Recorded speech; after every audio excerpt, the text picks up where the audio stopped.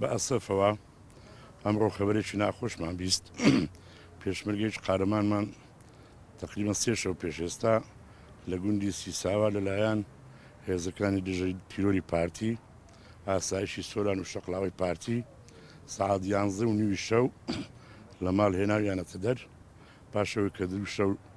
لە زیندانەکانی ئەوان بۆ لای ئەوان بووە. ئەمڕۆ هەواڵێکی ناخۆشیان پێڕاگەاندین کە گوایە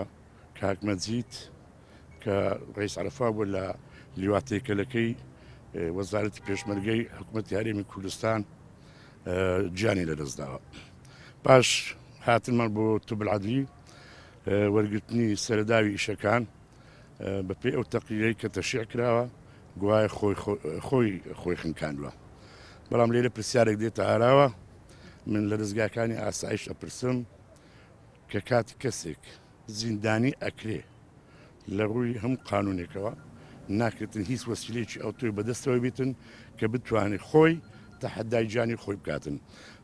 بۆیە ئێستا خزم و کەسەکانی و هەموو لایەکمان کەوتونە تێگومانەوە کە ئێمە ئەو تەقریرە تەشیعی کە لەوە توبلعەدلی سلێمان هەولێر کراوە پێی رازینین بۆیە بەتەماین داوای قانونی تۆمار بکەین لای حاکم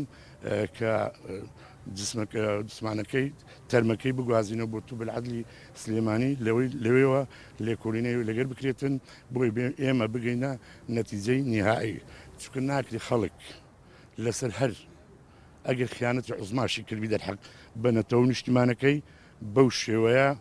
وەڵام بۆ کەسکاری بنێتەوە بڵێن وای بەسەراتوە چونکە هەموو شتێک هەموو مخالفێکی قانونی هەموو جینایەک هەموو جونحەیەک ئەبێ ڕێگای قانونی خۆی بگرێتە بەر ئەبێ لە ڕێگای قانونەوە تحقیقێکی کاملی لەگەرا بکرێتن ئینجا بگن نەتیجایی دەیان خەڵک خیانەتی عوزمای کردووە خەڵکی